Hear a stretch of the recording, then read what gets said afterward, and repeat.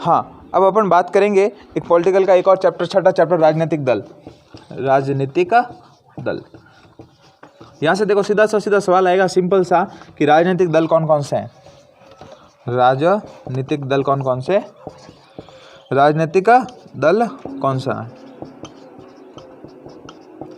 सीधा सा पूछ लेगा कि आम आदमी पार्टी राजनीतिक दल कब बनी, भारतीय जनता पार्टी कब बनी, सीधा सा सन पूछ सकता है।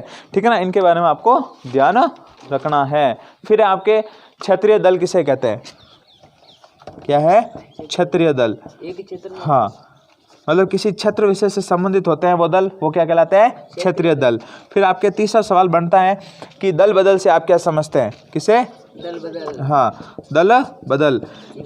देखो दल बदल का मतलब होता है एक दल को बदल कर दूसरे दल में चले जाना और दूसरे दल का व्यक्ति किसी और दूसरे दल के अंदर वापस आ जाना, ऐसे व्यवस्था को कौन सी व्यवस्था कहते हैं, दल बदल कहते हैं। ठीक है ना, लेकिन वर्तमान में दल बदल व्यवस्था को क्या कर दिया है, रोक दिया गया है 10वीं अनुसूची के तहत। कौन सी अनुसूची, 10वीं। इसके तहत क्या हो सकता है, कभी भी कोई भी व्यक्ति ऐसे ही दल बदल नहीं कर सकता। यदि कम से कम उसके 30 से 40% एमएलए एक साथ में दल बदल करे तो कर सकते हैं, लेकिन एक या दो व्यक्ति दल बदल नहीं कर सकते हैं। फिर देखो आपके आता है शपथ पत्र से आप क्या समझते हैं, शपथ पत्र क्या आता है, हाँ शपथ पत्र, ऐसा पत्र जिसके ऊपर क्या ली जाती है, शपथ ली जाती है, उस पत्र को कौन सा पत्र कहते हैं, शपथ पत्र कहते हैं। देखो 4 सवाल है इस पार्ट में, इंपॉर्टेंट है, याद कर लेना, इसमें से सवाल आ जाएगा। राजनीतिक दल पूरे पढ़ने हैं, ठीक है ना, छठा पार्ट, ठीक है ना, राजनीतिक दल आपको पूरा पढ़ना है। राजनीतिक दल के बारे में आपको पूछ सकते हैं कि कौन सी पार्टी की स्थापना कब हुई, इसके बारे में। ठीक है, फिर आगे बात करते हैं नेक्स्ट चैप्टर की, लोकतंत्र के परिणाम।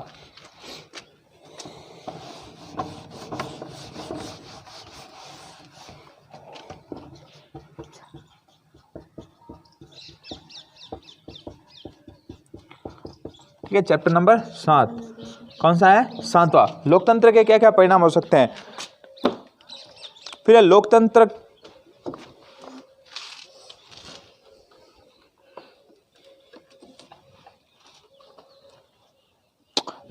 की आर्थिक उपलब्धियां कौन सी है, लोकतंत्र की आर्थिक उपलब्धियां कौन सी है।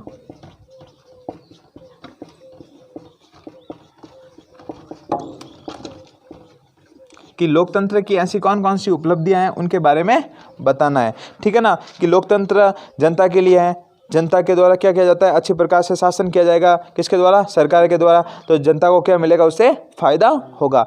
ये सब क्या है, लोकतंत्र की उपलब्धियां। फिर है आर्थिक विकास, क्या है आर्थिक विकास, क्या है आर्थिक विकास। देखो आर्थिक विकास का मतलब है कि किसी देश का इकोनॉमिक्स तरीके से, मतलब आर्थिक रूप से पूर्ण रूप से क्या करना, विकास करना, मतलब आगे की ओर अग्रसित करना, ऐसे विकास को कौन सा विकास कहते हैं, आर्थिक, मतलब पैसों से, धन से, सभी प्रकार से क्या करना, विकास करना, ऐसे विकास को कौन सा विकास कहेंगे, आर्थिक विकास। फिर है लोकतंत्र के परिणाम, क्या है लोकतंत्र के परिणाम। लोकतंत्र का फायदा भी है, नुकसान भी है। हाँ, लोकतंत्र के परिणाम के बारे में बताइए। देखो लोकतंत्र के क्या क्या परिणाम है, कि लोकतंत्र क्या हो सकता है, एक अच्छा लोकतंत्र भी साबित हो सकता है और एक बुरा लोकतंत्र भी साबित हो सकता है। अच्छे कैसे है कि जनता के लिए यदि अच्छा काम करेगा तो अच्छा लोकतंत्र कराएगा, और जनता के लिए बुरा काम करेगा तो बुरा लोकतंत्र कहलाया जा सकता है। फिर देखो उत्तरदायी, जिम्मेदारी और वेद शासन से आप क्या समझते हैं। देखो एक तो होता है उत्तरदायी, दूसरा कौन सा है, जिम्मेदारी और वेद शासन। देखो उत्तरदायी का मतलब होता है कि किसी भी प्रकार के क्या होना चाहिए, उत्तरदायी होना चाहिए। जैसे अपन वोट देते हैं, ठीक, किसी एमएलए को, तो एमएलए अपने प्रति क्या है, उत्तरदायी, कि अपनी सारी जिम्मेदारी किसकी है, एमएलए की, वो अपने लिए क्या करेगा, कार्य करेगा। जिम्मेदारी क्या है, कि किसी व्यक्ति को जिम्मेदारी सौंप देना कि आपको ये काम करना है, उस व्यक्ति को वो कार्य करना होता है, ये सारी क्या कहलाती है, जिम्मेदारी। वेद शासन, एक ऐसा शासन जो सरकार के द्वारा या अपने संविधान के द्वारा मान्य हो, ऐसे शासन को कौन सा शासन कहते हैं, वेद शासन कहते हैं। ठीक है ना। फिर देखो गरीबी को परिभाषित कीजिए, ऐसे लोग जो 2 वक्त का भोजन भी प्राप्त नहीं कर पाते हैं वे व्यक्ति क्या कहलाते हैं? गरीब कहलाते हैं। हाँ, वस्त्र, भोजन, आवास, कपड़ा वगैरह कुछ भी नहीं होता, ये सारे क्या कहलाते हैं? गरीब। तो शांता क्वेश्चन लिख सकता है, गरीबी को परिभाषित कीजिए। गरीबी को परिभाषित कीजिए। फिर देखते हैं नेक्स्ट क्वेश्चन कौन सा आता है। फिर नेक्स्ट है आपके स्वतंत्र और निष्पक्ष चुनाव के बारे में बताइए। किसके बारे में? स्वतंत्र व निष्पक्ष चुनाव। स्वतंत्र व निष्पक्ष चुनाव। देखो सुनो यहाँ पे रहे, स्वतंत्रता का मतलब होता है बिना किसी कोई भेदभाव के चुनाव करवाना। निष्पक्ष का मतलब भी यही होता है कि किसी भी पक्ष में चुनाव नहीं होना चाहिए। मतलब क्या होना चाहिए? कोई भी व्यक्ति वोट देने के लिए आए, उसके प्रकार किसी प्रकार का कोई दबाव नहीं डालना चाहिए, उसको निष्पक्ष मत देने का अधिकार दिया जाना चाहिए। फिर देखो नेक्स्ट चैप्टर, लोकतंत्र की चुनौतियाँ।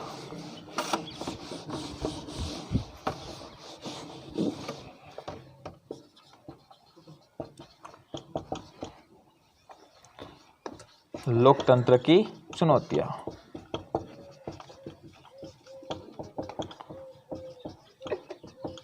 देखो सीधा सा सवाल आएगा, लोकतंत्र की कोई 2 चुनौतियाँ बताइए। क्या आ जाएगा? लोकतंत्र की कोई 2 चुनौतियाँ बताइए। कोई 2